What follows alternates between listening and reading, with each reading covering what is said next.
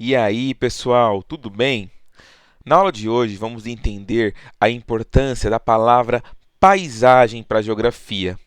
Assim como lugar é uma palavra que tem vários sentidos e tem um sentido especial para a geografia, paisagem é uma palavra, um conceito, é uma ideia muito importante para os estudos geográficos. Então, bora lá! Primeiramente, vamos analisar esta imagem. Uma garotinha está olhando a paisagem da sua janela. Nesta paisagem, ela vê alguns prédios. Os prédios mais distantes são prédios maiores, mais modernos, mais recentes. E os prédios mais próximos da janela são baixos, são antigos. Percebam só, esses prédios antigos, eles ajudam a contar a história deste lugar. Eles mostram como era esse lugar antes. Existiam mais prédios assim. Hoje em dia existem menos, porque eles foram substituídos. E na paisagem do lugar onde você vive, existem elementos, prédios que ajudam a contar a história desse lugar? Existe uma árvore muito antiga? Pensa aí, pausa o vídeo e pensa. Pensou? Agora vamos avançar. Seguinte, cada lugar tem suas características. Tem lugares que são frios, tem lugares que são quentes, tem lugares que têm prédios, tem lugares que têm florestas. Essas características podem ser observadas na paisagem. A paisagem é tudo aquilo que os sentidos do ser humano podem descrever. A visão, o olfato, o tato, a audição e o paladar percebem o espaço. Então a gente não observa a paisagem só com os olhos, a gente observa também ouvindo os sons da paisagem, sentindo os cheiros, sentindo a mudança da temperatura do ar na nossa pele. E na janela de casa, o que vocês conseguem contemplar da paisagem? Comenta aqui no vídeo, me conte o que vocês percebem com seus sentidos. Agora, vamos observar algumas fotografias e eu quero que vocês vão pensando aí quais são os elementos naturais e os elementos culturais presentes nas paisagens das fotografias e o que mais chamou a sua atenção.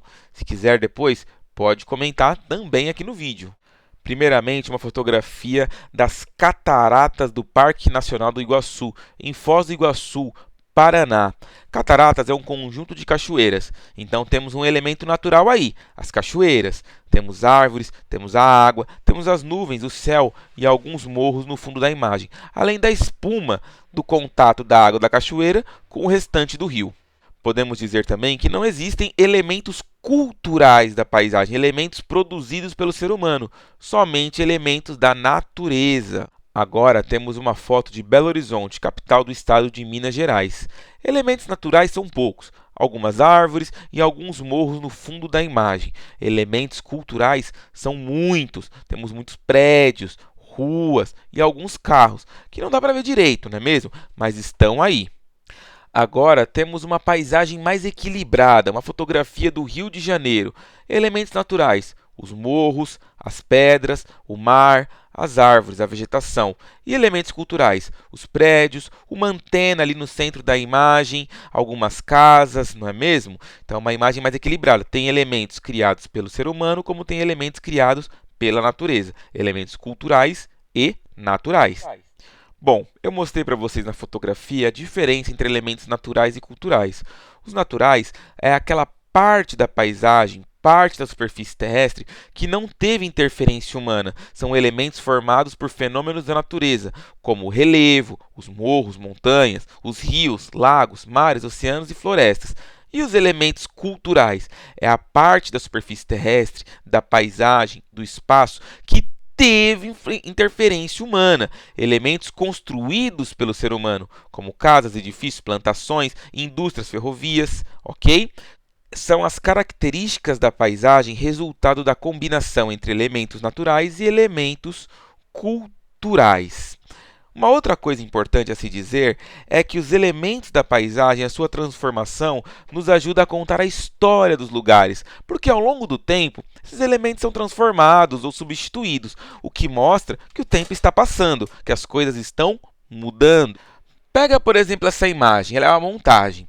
Na parte de baixo, em preto e branco, uma imagem da praia de Copacabana em 1950. E na parte colorida, onde está mais construída, depois, na década de 70. Imagine se esse menininho fica aí 20 anos. Ele vê a passagem do tempo conforme os elementos da paisagem vão mudando.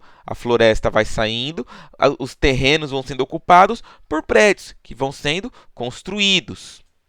Então, portanto, através da análise da paisagem, da observação, percebemos a passagem do tempo.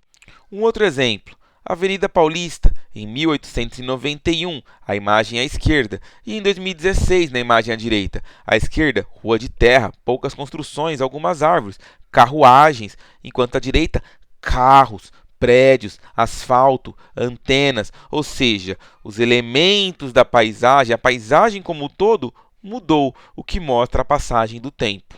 Mas não só os elementos culturais mudam, os naturais também. Uma floresta pode ser desmatada, pode pegar fogo, ou uma geleira, como tem aí na imagem, ela pode derreter, fazendo aflorar, aparecer uma montanha que estava escondida. Uma outra coisa interessante é que uma paisagem pode mudar quase totalmente, mas alguns elementos permanecem lá. Um prédio antigo, uma árvore muito velha, eles ajudam a contar, a explicar para as novas gerações como era aquele lugar antes. Bom, pessoal, se vocês gostaram da aula e querem aprender mais como a transformação dos elementos naturais e culturais da paisagem ajuda a contar a história dos lugares, visitem os dois blogs que estão aí na tela. Eles vão estar na descrição do vídeo. E o vídeo São Paulo, Paisagens em Transformação, mostrando lugares de São Paulo antes e recentemente, nos tempos atuais. E para finalizar, pegue o caderno, lápis, caneta e copie esse último slide. Nele nós temos a definição das palavras que aprendemos até aqui: lugar, paisagem, elementos naturais e culturais da paisagem. Temos também a tradução em inglês para esses termos. Essa etapa é muito importante para vocês memorizarem tudo que eu falei até aqui. Então, bons estudos, pessoal. Até a próxima.